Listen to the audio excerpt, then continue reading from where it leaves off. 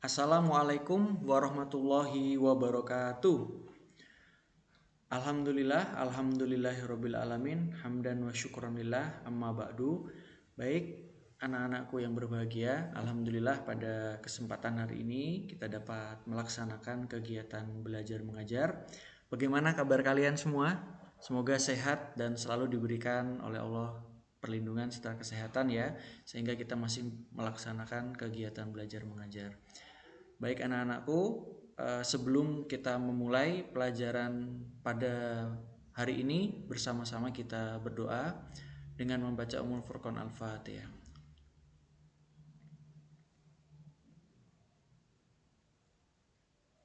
Baik, cukup. Sebelum Bapak melanjutkan pada materi beriman kepada hari akhir, kemarin ada dua pertemuan ya. Pertemuan pertama mengenai Yaumul Ba'as, kemudian Mizan, Sirat, neraka dan surga. Sekarang pertemuan yang kedua yaitu adalah penjelasan mengenai 10 tanda akan datangnya hari kiamat. Nah, pada penjelasan kali ini nanti akan Bapak sertakan video dan juga ilustrasi-ilustrasi yang lainnya ya, sehingga kalian bisa lebih memahami lagi dalam pembelajaran pada hari ini. Baik, sebelum Bapak memulai, silahkan kalian absen dulu terlebih dahulu, menuliskan absen di yang sudah Bapak sediakan. Silahkan tulis absennya. Ya, sambil mengisi absen Bapak akan memulai kegiatan belajar pada hari ini. Ya, kita akan mulai terkait dengan peristiwa hari akhir. Ya, pengertian hari akhir sudah ya, kemarin sudah dijelaskan. Berikut adalah ayat Al-Qur'an mengenai hari akhir. Pada intinya di sini dijelaskan bahwasannya kiamat itu akan datang secara tiba-tiba dan hanya Allah lah yang tahu kapan kiamat itu akan terjadi. Tetapi kebanyakan manusia tidak mengetahui. Di sini tertulis jelas dalam Quran surah Al-A'raf ayat 187. Jadi beriman kepada hari akhir di sini adalah runtutan iman yang kelima ya, kita sebagai orang Islam, rukun iman yang kelima adalah beriman kepada hari akhir sesuai yang tertulis di Al-Quran surah Al-A'raf ayat 187. Kemudian kemarin sudah Bapak jelaskan mengenai dua macam kiamat yang kita kenal, yaitu sebagai kiamat sugro dan kiamat kubro. Sekarang kita langsung masuk pada 10 tanda kiamat besar, yang mana ketika 10 tanda ini sudah terjadi, maka Allah akan memerintahkan kepada malaikat Israfil untuk meniup trompet sangkakalanya. Baik, kita akan melihat ya, Bapak akan menjelaskan satu persatu 10 tanda hari kiamat besar. Sebelum ini Bapak akan menampilkan dulu beberapa video, mungkin kurang lebih durasinya 4-5 menit. Bapak harapkan kalian bisa melihat dulu ya. Dan yang Bapak tampilkan ini hanyalah ilustrasi saja ya, ilustrasi, dan pada hakikatnya saat hari kiamat itu tidak pernah manusia melihat sedahsyat itu ya. Jadi yang Bapak gambarkan ini hanya ilustrasi yang Bapak ambil dari beberapa video. Gitu ya, silahkan dilihat dulu videonya.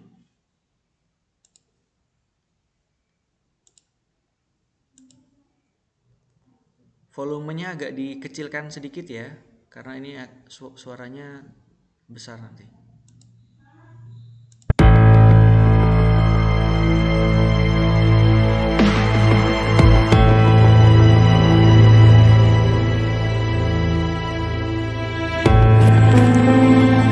Dari Huzaifah bin Asid al-Ghifari radhiyallahu anhu, ia berkata, datang kepada kami Rasulullah Shallallahu alaihi wasallam dan kami waktu itu sedang bertukar pikiran.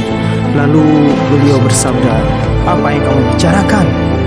Kami menjawab, kami sedang berbicara tentang hari kiamat. Lalu Nabi Shallallahu alaihi wasallam bersabda, tidak akan terjadi hari kiamat sehingga kamu melihat sebelumnya 10 macam tanda-tandanya. Kemudian beliau menyebutkannya. asap, dajjal, binatang, terbit matahari dari tempat tenggelamnya, turunnya Isa bin Maryam alaihissalam, Ya'juj dan Ma'juj, 3 kali gempa bumi, sekali di timur, sekali di barat, dan yang ketiga di semenanjung Arab, yang akhir sekali adalah api yang keluar dari arah negeri Yaman yang akan menghalau manusia kepada masyar mereka. Hadis riwayat Muslim.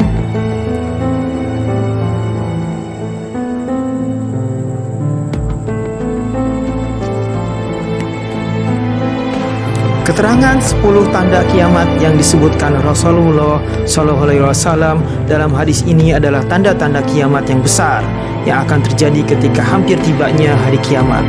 10 tanda itu ialah: pertama, dukhon atau asap yang akan keluar dan mengakibatkan penyakit seperti salesma di kalangan orang-orang yang beriman dan akan mematikan orang-orang kafir. Kedua, dajjal yang akan membawa fitnah besar yang akan menguji keimanan sehingga banyak orang yang akan tertipu dengan seruannya. Ketiga, binatang besar yang keluar dekat gunung Safa di Makkah yang akan berbicara, manusia sudah tidak mau lagi beriman kepada Allah Subhanahu wa taala. Keempat, matahari akan terbit dari tempat tenggelamnya. Maka waktu itu Allah Subhanahu wa taala tidak lagi menerima iman orang kafir dan tidak menerima taubat dari orang-orang yang berdosa. Kelima, turunnya Nabi Isa alaihissalam ke permukaan bumi ini.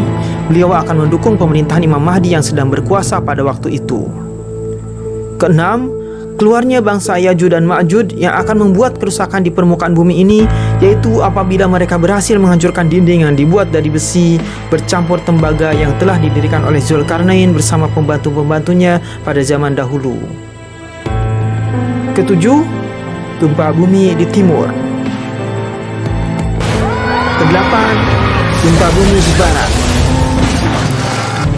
Kesembilan, gempa bumi di semenanjung Arab. Kesepuluh, api besar yang akan menghalau manusia menuju kepada masyar. Api itu akan bermula dari arah negeri Yaman. Menurut pendapat Imam Ibnu Hajar Al-Asqalani di dalam kitab Fathul Bari, beliau mengatakan apa yang dapat dirajikan atau pendapat yang terpilih dari kumpulan hadis Rasulullah SAW, keluarnya Dajjal adalah yang mendahului segala tanda besar yang mengakibatkan perubahan besar yang berlaku di permukaan bumi ini. Keadaan itu akan diakhiri dengan kematian Nabi Isa alaihissalam setelah beliau turun dari langit. Kemudian terbitnya matahari dari tempat tenggelamnya adalah permulaan tanda-tanda kiamat yang besar yang akan merusakkan sistem alam cakrawala, dan kejadian ini akan diakhiri dengan terjadinya peristiwa kiamat yang dahsyat itu. Barangkali keluarnya binatang yang disebutkan itu adalah terjadi di hari yang matahari pada waktu itu terbit dari tempat tenggelamnya. Allah a'lam bishawab.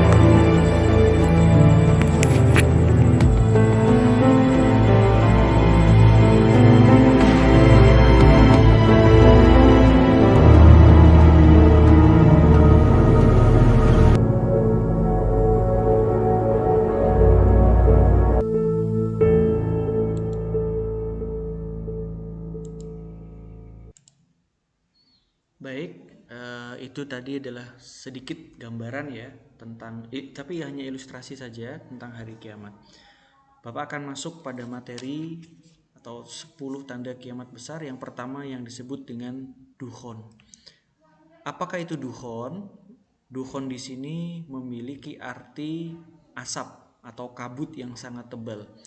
Tertulis di dalam Al-Qur'an mengenai dukhon tersebut dalam surah Ad-Dukhan ayat 10 sampai 11.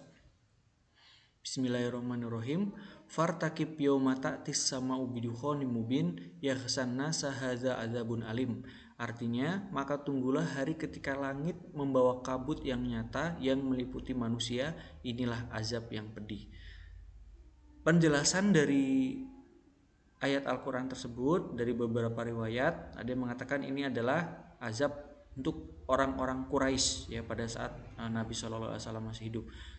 Tapi dari beberapa riwayat pun ini juga berkaitan dengan hari akhir, dengan peristiwa dukhon, yaitu yang mana peristiwa dukhon menyebabkan terjadinya kerusakan pada benda-benda elektrik yang menggunakan tenaga listrik yang ada di bumi sehingga menjadi musnah. Jadi dengan turunnya dukhon ini ya, segala sesuatu yang terkait dengan barang-barang elektrik, bahkan yang kita sebut saat ini adalah era modern, semuanya akan kembali kepada seperti halnya pada masa Nabi.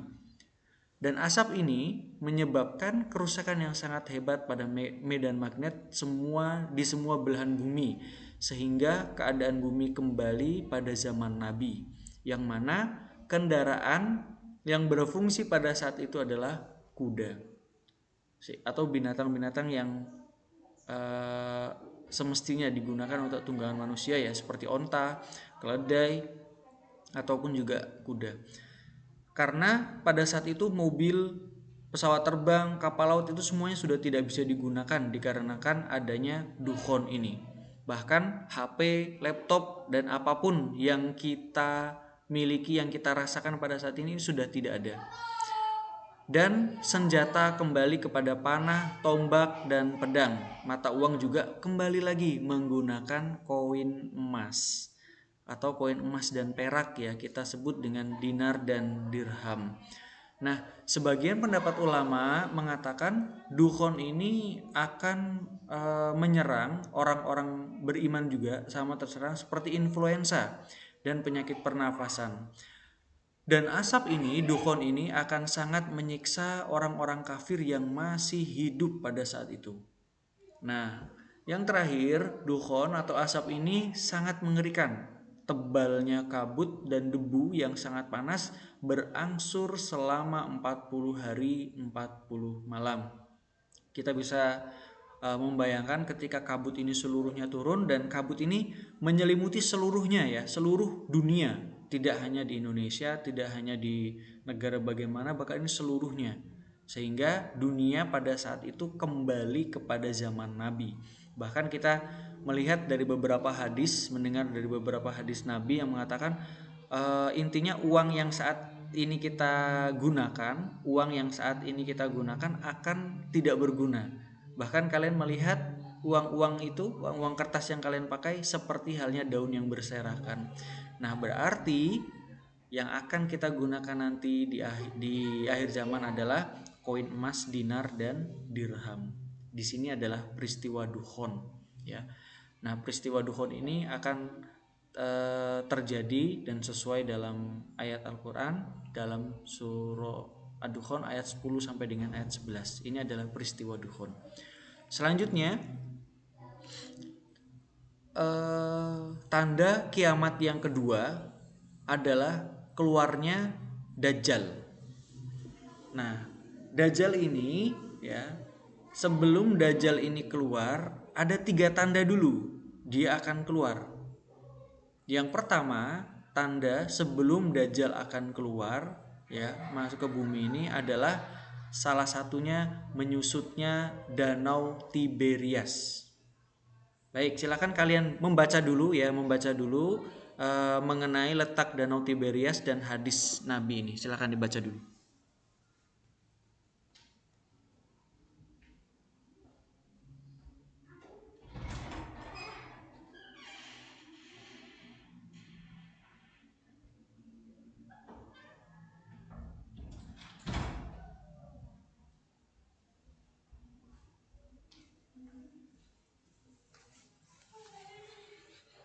Baik, sudah dibaca ya. Jadi Danau Tiberias ini terletak di bagian bawah dataran tinggi Golan yang kini dikuasai Suriah dan dataran timur kota Galilea Palestina, yang mana secara geografis danau ini terletak antara Suriah dan Palestina, namun dikuasai oleh Zionis Israel laknatullah alaih. Dan di sini hadis riwayat Imam Muslim yang menjelaskan bahwasannya Tamim ini ya, Tamim Ad-Dari ini bercerita kepada Nabi SAW tentang pertemuannya dengan Dajjal. Pada intinya Dajjal menginformasikan kepada Tamim ini bahwasannya beritakan kepadaku tentang Danau Tiberias. Dan kami pun berkata ya, Tamim ini pun berkata, tentang apanya yang ingin kau ketahui? Dia berkata, apakah di sana ada airnya? Kami menjawab, danau itu banyak airnya. Dan dia berkata, ini adalah Dajjal, ketahuilah airnya tak lama lagi akan habis. Nah, di sini Dajjal sudah menginformasikan kalau danau Tiberias ini sudah surut airnya, sudah mengering, maka itu adalah tanda aku akan keluar. Seperti itu ya informasi dari Dajjal. Berikut adalah gambaran dari danau Tiberias ya. Ini tahun 90-an ya, mungkin masih banyak ya. Sekarang sudah tahun 2000 sudah semakin menyusut ya. Ini sudah terlihat, sebenarnya ini dulu tertutup, sekarang sudah terlihat dari beberapa bongkahan atau batu-batu ya. Ya, ini letak danau Tiberias. Ya, sebelum Dajjal keluar, ada yang kedua, ini adalah kejadian alam ya. Kejadian alam yang kedua yaitu adalah terjadi kekeringan selama 3 tahun. Nah, di sini 3 tahun sebelumnya Dajjal, langit akan menahan sepertiga dari air hujannya dan bumi menahan sepertiga dari tumbuh-tumbuhannya. Pada tahun yang kedua langit akan menahan 2/3 dan pada yang ketiga langit akan menahan air. Semuanya langit dan bumi juga menahan tumbuh-tumbuhan semuanya. Jadi di sini adalah hadis riwayat Ahmad dengan sanad la ba'sa bihi. Kekeringan ini dirasakan selama 3 tahun sebelum keluarnya Dajjal. Jadi kita bisa membayangkan sebelum Dajjal turun ya, sebelum Dajjal keluar, ini bumi sudah sedang dilanda kekeringan. Langit tidak menurunkan hujan, bumi tidak mengeluarkan tumbuh-tumbuhannya. Sehingga ketiga terjadi kelaparan yang sangat panjang ya. Sesungguhnya 3 tahun sebelum muncul Dajjal, di tahun pertama ya, ini semuanya mengalami kekeringan yang sangat. Bahkan di sini sehingga binasalah setiap yang memiliki gigi pemamah dan kuku. Bayangkan 3 tahun mengalami kekeringan, 3 tahun mengalami kelaparan yang panjang, dan juga disebutkan tadi danau Tiberias sudah semakin mengering. Setelah itu ketika Dajjal keluar ya, nah di sini Dajjal memberikan Dajjal ini memiliki istidraj. Istidraj ini beda ya dengan mukjizat, beda dengan karomah. Istidraj itu adalah sebagai ujian kepada manusia.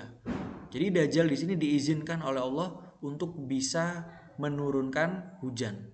Dajjal diizinkan oleh Allah bisa menumbuhkan tanaman yang mati jadi subur lagi dan lain sebagainya. Tapi ini adalah ujian yang Allah berikan kepada manusia. Makanya di sini Nabi mengatakan jangan sampai kita nanti hidup pada masa Dajjal karena cobaannya sangat berat sekali. Bayangkan kita sedang dalam keadaan lapar, kita sedang dalam keadaan kekeringan, tidak memiliki apa-apa, sudah di penghujung ya, istilahnya sudah di ujung tombak, kita sudah mau mati nih rasanya. Pada saat itu datanglah Dajjal menawarkan, kamu ingin air, ditawarkan semuanya, ditawarkan air, ditawarkan kekayaan dan sebagainya, dengan syarat kita harus menganggap Dajjal itu adalah Tuhan. Nah, di posisi seperti itulah iman kita akan diuji. Kalau kita mengakui bahwasannya Dajjal itu adalah Tuhan, berarti saat itu kita menjadi orang yang kafir.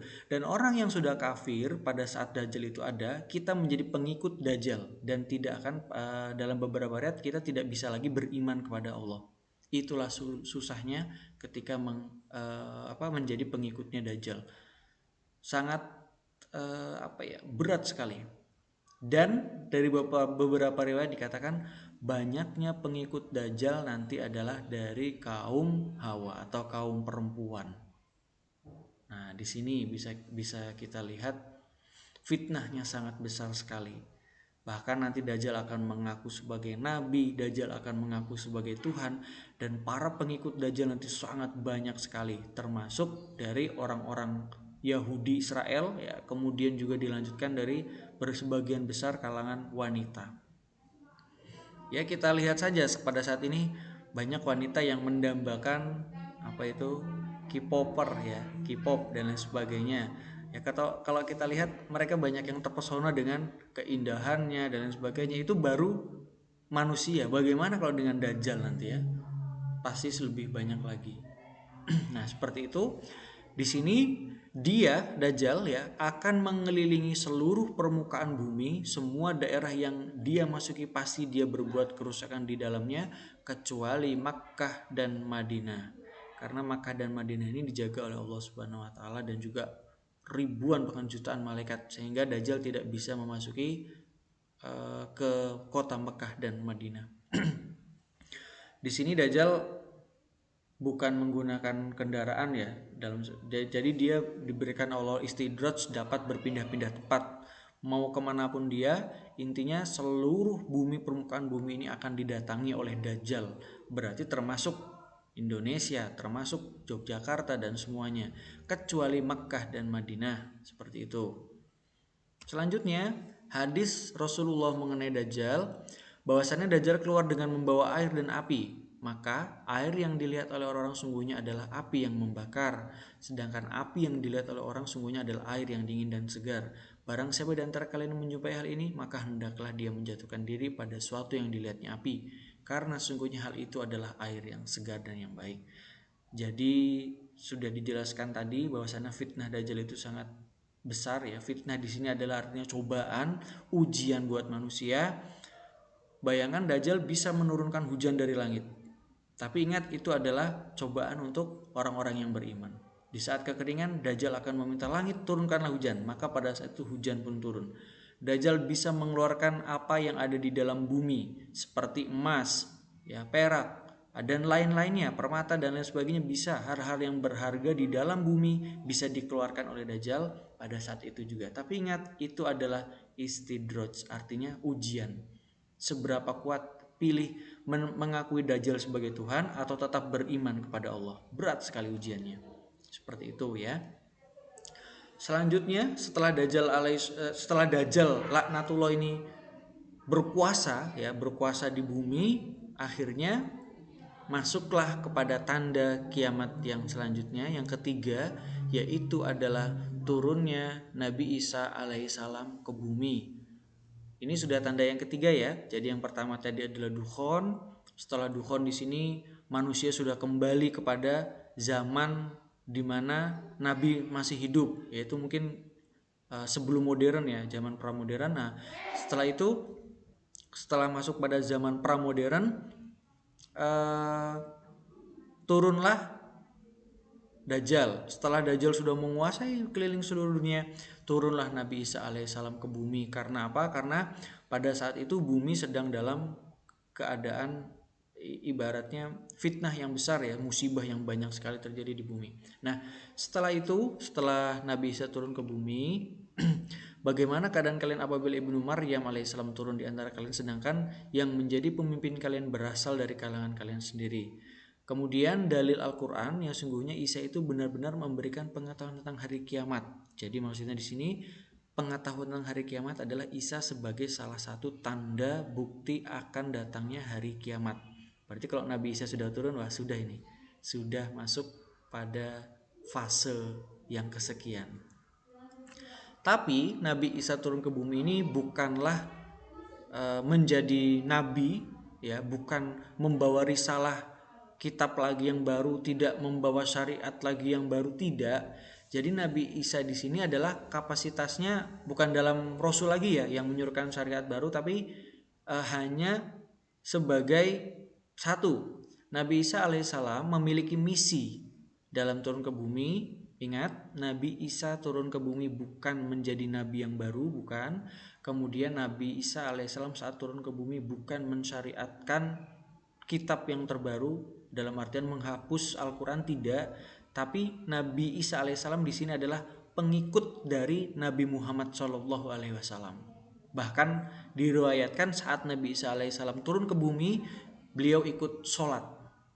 Ya, ikut sholat dulu, melakukan sholat dulu. Setelah sholat dia baru melakukan misinya, yaitu adalah membunuh Dajjal laknatullah alaih. Ya, Dajjal. Setelah membunuh Dajjal, Nabi Isa alaihissalam diriwayatkan membunuh Dajjal dengan menggunakan tombak. Tombak yang ditusukkan ke jantung dari Dajjal tersebut. Kalau pertanyaannya, Pak, kenapa Dajjal dibunuh dengan tombak. Kenapa kok tidak dengan rudal, tidak dengan nuklir ya, atau senjata yang keren-keren lainnya ya? Karena pada saat itu kembali lagi saat dukhon itu turun, seluruhnya bumi ini kembali kepada zaman sebelum ditemukannya hal-hal yang modern ya. Jadi nuklir tidak ada, rudal tidak ada, semuanya ya sudah kembali kepada zaman dulu. Sehingga Dajjal dibunuh oleh Nabi Isa menggunakan tombak. Kemudian misi yang kedua adalah menyelamatkan orang-orang mukmin dari Ya'juj dan Ma'juj. Yang ketiga, misi Nabi Isa adalah menghancurkan salib. Jadi di sini Nabi Isa alaihissalam saat itu akan berbicara langsung ya, bahwasannya dia tidaklah dibunuh, dia tidaklah disalib ya. Dan dia bukanlah Tuhan yang biasanya disembah oleh orang-orang Nasrani dan lainnya ya, yang menyembah salib itu. Dan beliau menegaskan bahwasannya saya tidak mati di dalam salib dan saya bukanlah Tuhan. Nah, seperti itu. Sehingga Nabi Isa alaihissalam menghancurkan salib. Kemudian yang keempat, membunuh babi. Dan yang terakhir adalah menggugurkan jizyah. Jizyah di sini dalam artinya adalah seperti pajak ya, pajak yang menyengsarakan rakyat. Ini oleh Nabi Isa alaihissalam dihapus. Jadi misinya Nabi Isa alaihissalam turun ke bumi adalah 5 ini. Seperti itu ya. Nanti untuk lebih jelasnya kalian bisa lebih dalam lagi melihat referensi-referensi yang lainnya. Setelah Nabi Isa alaihissalam membunuh Dajjal ya, selanjutnya adalah keluarnya Ya'juj dan Ma'juj. Ya'juj dan Ma'juj ini apa sih? Ya'juj dan Ma'juj ini dalam Islam sendiri digambarkan sebagai keturunan Nabi Adam alaihissalam, di mana tinggi mereka seukuran manusia, hanya saja bentuk dan rupa makhluk ini masih belum diketahui pastinya. Karena apa? Karena Allah sudah menjelaskan di dalam Al-Quran bahwasannya Ya'juj dan Ma'juj ini hidup terkurung dalam suatu tempat ya, sehingga terisolasi sehingga kita tidak tahu seperti apa wujudnya itu. Dalam beberapa sejarah atau dalam beberapa buku literasi yang lainnya mengatakan bahwasannya wajahnya itu sangatlah buruk ya, kotor dan sebagainya. Ya mungkin bisa kita maklumi karena Ya'juj dan Ma'juj ini terisolasi dan terus beranak pinak, sehingga mereka tidak mengenal apa itu kebersihan dan sebagainya ya. Mereka hanya tahunya seperti itu saja. Nah, saat menjelang hari kiamat, Allah Subhanahu wa taala menarik perlindungan dinding sehingga Ya'juj dan Ma'juj mampu menghancurkan dinding tersebut dan mereka akan kembali membuat kekacauan di muka bumi. Mereka akan muncul dari setiap bukit gunung layaknya air yang mengalir dengan deras. Nah, di sini dari beberapa riwayat dan hadis dikatakan juga jumlah populasi ya, jumlahnya Ya'juj dan Ma'juj ini sangat banyak sekali dibanding dengan manusia. Kalau manusia jumlahnya 1, maka jumlahnya Ya'juj dan Ma'juj adalah 999. Maka satu penduduk bumi sama dengan 990 populasi Ya'juj dan Ma'juj. Jadi saking banyaknya jumlah Ya'juj dan Ma'juj ini, dia bisa merusak seluruh apa yang mereka lewati. Dari beberapa hadis mengatakan ketika Ya'juj dan Ma'juj masuk ke dalam sungai, danau, lautan ataupun itu, maka akan segera habis lautan itu, kering. Kenapa? Dikarenakan saking banyaknya jumlahnya, mereka meminum sangat banyak airnya. Seperti itu ya. Kita bisa membayangkan bagaimana kerusakan yang terjadi saat Ya'juj dan Ma'juj ini keluar, saat bentengnya Allah buka. Seperti itu ya. Ya'juj dan Ma'juj. Ayat Al-Quran mengenai Ya'juj dan Ma'juj, Bismillahirrahmanirrahim. Hatta idza futihat Ya'juj wa Ma'juj wa hum min kulli hadabin yansilun waqtarabal wa'dul haqqu fa idza hiya sakhisatun absarul ladzina kafaru ya wailana qad kunna fi ghaflatin min hadza bal kunna zalimin. Artinya, hingga apabila dibukakan tembok Ya'juj dan Ma'juj dan mereka turun dengan cepat dari seluruh tempat yang tinggi, dan telah dekatlah kedatangan janji yang benar, yaitu hari berbangkit. Ini hari kiamat ya. Maka tiba-tiba terbelalak mata orang kafir, mereka berkata, Aduhai celaka kami, sungguhnya kami adalah dalam kelalaian tentang ini, bahkan kami adalah orang yang zalim. Di sini orang-orang yang kafir ya sudah menyadari bahwasannya ada akan datangnya kiamat, tapi mereka sudah terlambat dalam berbuat seperti ini karena Ya'juj dan Ma'juj telah merusak, membunuh, membantai seluruhnya, bahkan bukan daun, hutan yang hijau apapun sekalipun akan mereka rusak. Selama mereka melewati sesuatu yang bagus itu akan rusak semuanya. Itu adalah sifat dari Ya'juj dan Ma'juj, bangsa yang merusak. Ya. Nah, pada saat itu ya Nabi Isa alaihissalam beserta orang-orang mukmin melarikan diri ke Bukit Tur karena mereka mendapat Allah memberikan perintah kepada Nabi Isa alaihissalam bahwasannya Isa tidak akan bisa membunuh Ya'juj dan Ma'juj, bahkan orang-orang mukmin sekalipun tidak akan bisa membunuh Ya'juj dan Ma'juj dikarenakan jumlahnya yang sangat banyak dan sangat sadis mereka dalam membunuh ataupun merusak seperti itu. Kemudian Nabi Isa alaihissalam dan juga orang-orang mukmin yang beriman yang mana berikut serta rombongan dengan Nabi Isa ya ke Bukit Tur ini, mereka semua berdoa kepada Allah agar Ya'juj dan Ma'juj ini segera dimusnahkan dari muka bumi. Akhirnya Allah mengabulkan doa Nabi Isa beserta orang-orang mukmin. Dengan apa? Mengirim binatang-binatang seperti ulat yang mana menyerang leher mereka. Silakan kalian membaca dulu ya poin kedua dan ketiga, keempat ini.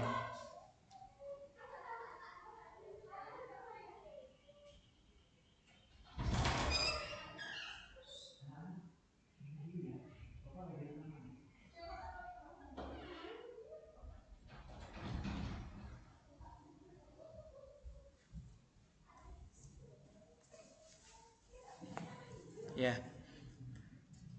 Jadi matinya, musnahnya Ya'juj dan Ma'juj itu Allah mengirimkan ulat ya dari Allah alam dari mana, intinya ulat itu menyerang leher mereka atau tungkuk mereka sehingga mereka mati seperti belalang saling bertumpuk satu dengan yang lainnya sehingga kaum muslimin pun tidak mendengar lagi tentang perbuatan mereka. Nah, pada saat itu setelah kematian bangsa Ya'juj dan Ma'juj, seluruh permukaan bumi nyaris dipenuhi oleh bangkai-bangkai. Bayangkan ya, 999 populasinya dibanding manusia. Mereka semuanya mati dalam satu waktu, diserang oleh ulat, sehingga seluruh bumi ini dipenuhi oleh bangkainya. Manusia pun merasa terganggu dengan bangkai Ya'juj dan Ma'juj yang menumpuk, berbau busuk dan berserakan di mana-mana. Kita bisa bayangkan bagaimana mau dibuang kemana, mau dibersihkan kemana ya. Orang bumi sudah penuh dengan bangkai Ya'juj dan Ma'juj. Seperti apa ini? Kita tidak bisa membuang ke tempat sampah, tempat pembuangan akhir. Seluruh bumi diisi oleh Ya'juj dan Ma'juj. Maka Nabi Isa alaihissalam beserta orang-orang mukmin berdoa lagi kepada Allah, memohon perlindungan, memohon bantuan ya. Sehingga Allah mengirimkan burung bangkai yang tidak pernah dilihat bentuk dari sebelumnya, yaitu lehernya itu sebesar leher onta. Sebagiannya ada yang membawa pergi, jadi datang membawa, entah dibawa ke langit atau kemana tidak tahu, dan juga ada yang memakan bangkai dari setiap Ya'juj dan Ma'juj. Dan di dalam beberapa riwayat dijelaskan pada saat diijabahnya doa Nabi Isa alaihissalam dan orang-orang mukmin pada saat itu, langit tiba-tiba menjadi gelap.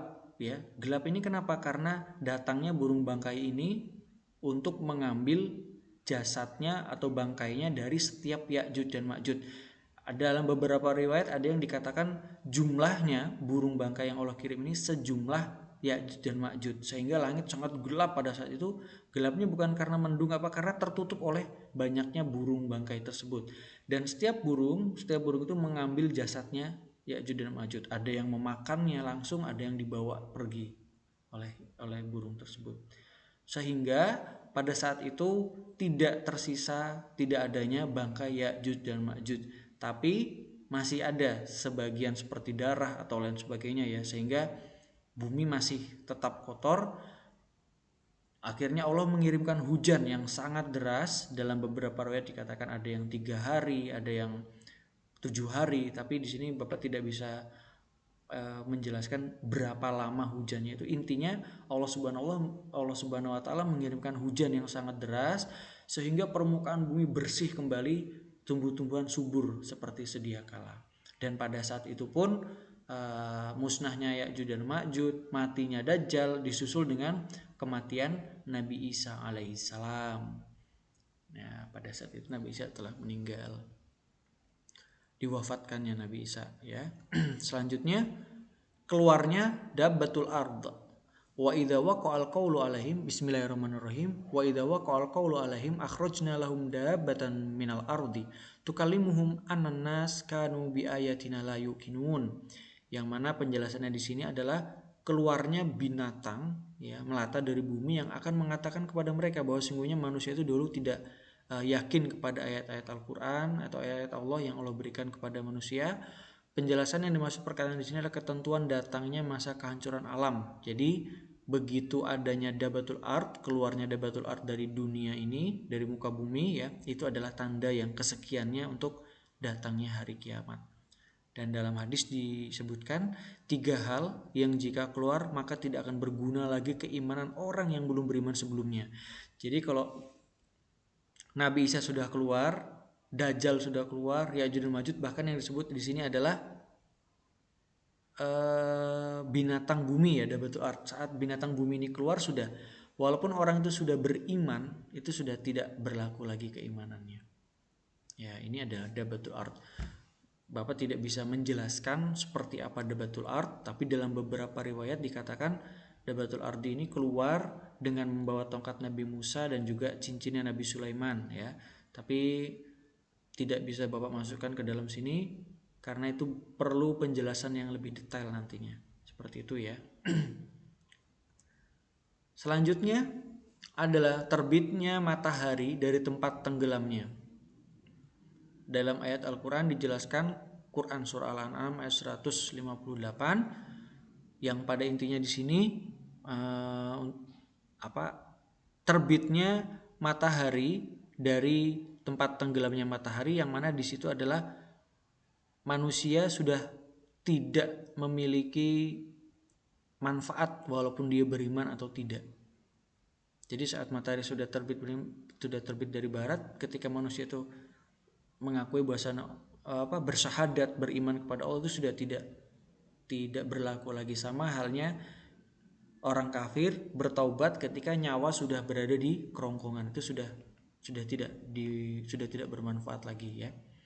Terbitnya matahari dari tempat tenggelamnya.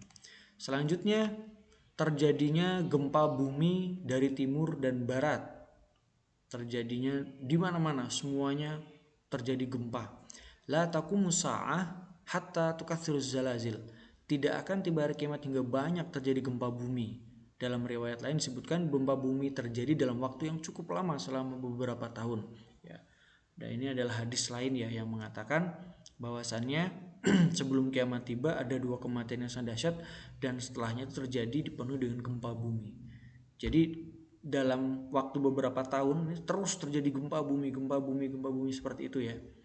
Mungkin sudah beberapa dari 10 poin tanda-tanda hari kiamat ini sudah terjadi dan kita rasakan pada saat ini juga. Selanjutnya, angin lembut yang membawa kematian. Diutusnya angin lembut untuk mencabut ruh-ruh orang yang beriman, dan diantaranya adalah berhembusnya angin yang lembut untuk mencabut ruh-ruh orang yang beriman.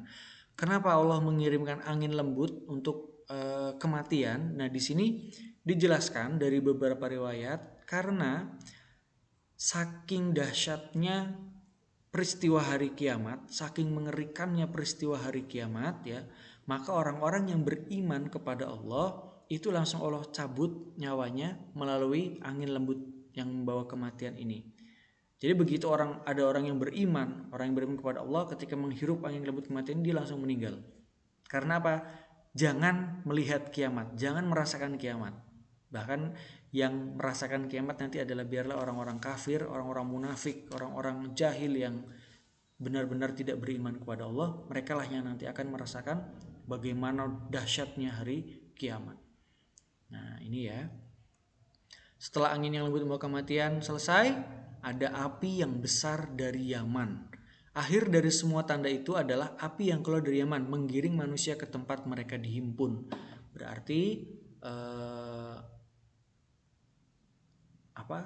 kota Yaman ini yang sekarang kita tahu ya, yang sekarang kita ada itu sudah ada belum sih Pak api yang besar dari Yaman? Ada, sudah ada. Bapak akan tampilkan videonya ya. Bapak akan tampilkan videonya. Silakan kalian lihat. Ada api yang besar dari Yaman, tapi ini saat ini api itu belum membesar. Ibaratnya Allah masih pemanasan dulu lah, pemanasan dulu ya. Mari kita lihat pemanasannya. Seperti apa sih apinya?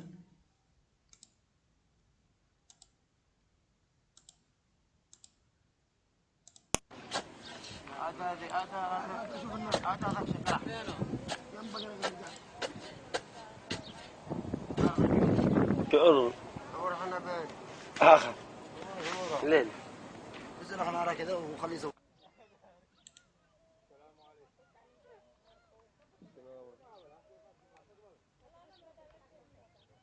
طول يوم لا داخل شوف النار الهب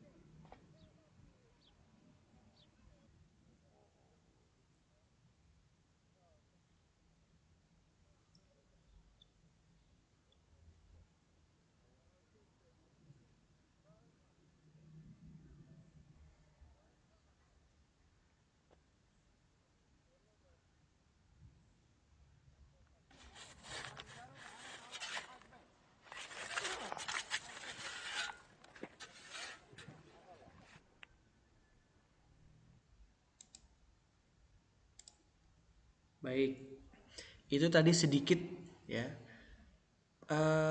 Video itu yang Bapak perlihatkan itu sudah beberapa tahun yang lalu.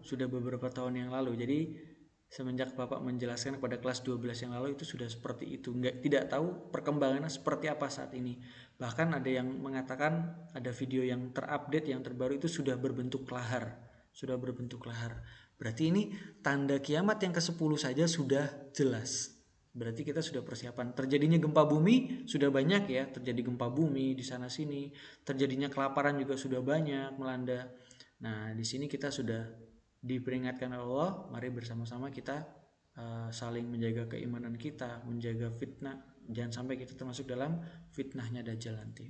Baik, untuk api yang besar dari Yaman ini adalah merupakan ke-10 ya, terakhir dari tanda akan ditiupkannya sangkakala atau tanda akan bertiupnya sangkakala yang ditiup oleh malaikat Israfil nantinya. Nah, ketika api yang besar dari Yaman ini sudah ada dan menggiring manusia ke tempat mereka dihimpun, berarti bisa jadi semua dari tanda-tanda kiamat ini sudah terlaksana. Berarti ya sudah, tinggal datangnya kiamat besar. Tapi dalam beberapa ayat dikatakan ketika kiamat ini datang, ketika kiamat ini terjadi, yang merasakan adalah orang-orang kafir, orang munafik, orang jahiliyah yang mana mereka tidak percaya kepada Allah dan Rasulnya. Seperti itu ya.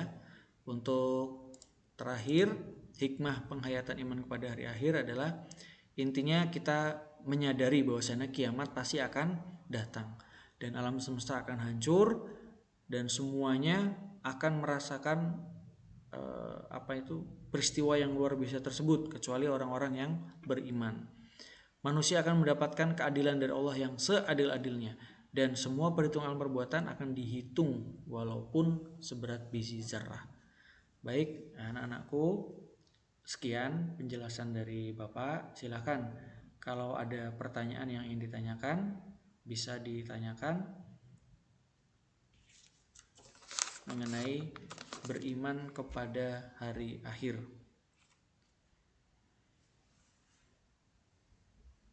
Baik, untuk pertanyaannya kalian nanti bisa komunikasi langsung ya dengan Bapak melalui WhatsApp atau lain sebagainya. Nanti bisa Bapak share hasil diskusi kita pada hari ini. Gitu ya.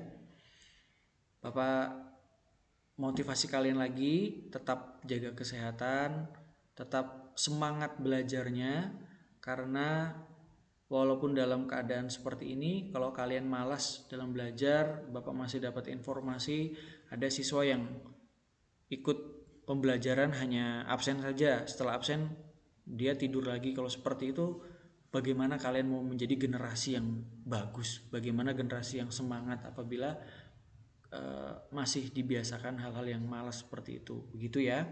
Jadi Bapak harapkan tetap menjaga kesehatan, kemudian juga jangan lupa memakai masker ketika kalian pergi keluar rumah atau sebagainya.